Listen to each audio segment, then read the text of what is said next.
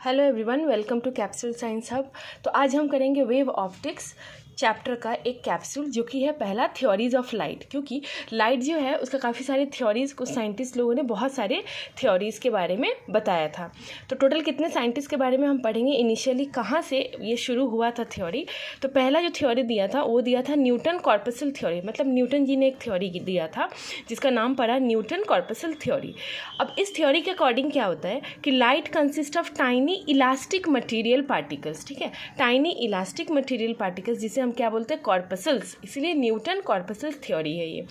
तो इससे और इसका सेकंड ये पॉइंट क्या है कि light travels in straight line. तो लाइट किस में ट्रैवल करता है, स्ट्रेट लाइन में, आपको पता है। उसके बाद इस थ्योरी के according reflection phenomenon of light, refraction phenomenon, ये सब एक्सप्लेन हुआ था। लेकिन वो कौन से फिनोमिनन को एक्सप्लेन नहीं कर पाया, वो इंटरफियरेंस, डिफ्रैक्शन और पोलराइजेशन, इन तीनों फिनोमिनन को एक्सप्लेन नहीं कर पाए। इसीलिए फिर आया नेक्स्ट, वो आए हाइजेंस वेव थ्योरी, जो इस चैप्टर का पूरा मतलब वेव ऑप्टिक्स में यही थ्योरी हमें डिटेल्ड वे में पढ़ना है। तो इस थ्योरी के अकॉर्डिंग हाइजेन जी ने क्या कहा कि लाइट एक वेव है, light is a wave, and ये कैसा है, लॉन्गिट्यूडनल वेव। हालांकि एक स्टेटमेंट तो सही है कि लाइट वेव है, बट लॉन्गिट्यूडनल वेव नहीं है, light is a transversal wave. ये एक्चुअली हाइजेन जी ने बोला था लॉन्गिट्यूडनल वेव, हमें पता है कि लाइट क्या होता है, ट्रांसवर्सल वेव, और साउंड आपका होता है लॉन्गिट्यूडनल। तो इसमें और इस थ्योरी के अकॉर्डिंग, हाइजेन की थ्योरी के according, it was partially correct. तो रिफ्लेक्शन हुआ था, रिफ्रैक्शन हुआ था, इंटरफियरेंस भी हुआ था एंड डिफ्रैक्शन भी हुआ था, लेकिन आपका पोलराइजेशन नहीं हुआ था। क्यों?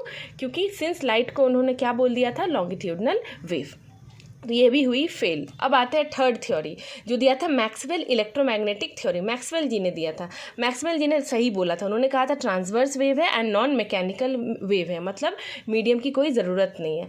तो उसके बाद इसमें पोलराइजेशन एक्सप्लेन हुआ था, रिफ्लेक्शन, रिफ्रैक्शन, इंटरफियरेंस, डिफ्रैक्शन और पोलराइजेशन भी एक्सप्लेन हुआ था। लेकिन फेल क्या हुआ, फोटो इलेक्ट्रिक इफेक्ट, वो एक्सप्लेन नहीं कर पाए थे। फिर आते हैं आइंस्टाइन्स क्वांटम थ्योरी, जो हम डुअल नेचर वाले चैप्टर में डिटेल में पढ़ते हैं। तो इसमें उन्होंने एक्चुअली में बताया था कि लाइट जो है वो एक form of packet, in the form of packet, जिसे हम लाइट एनर्जी को क्या बोलते हैं, क्वांटा या फोटोन। तो एनर्जी आपको पता है, energy equal to h mu, that is equal to h c by lambda.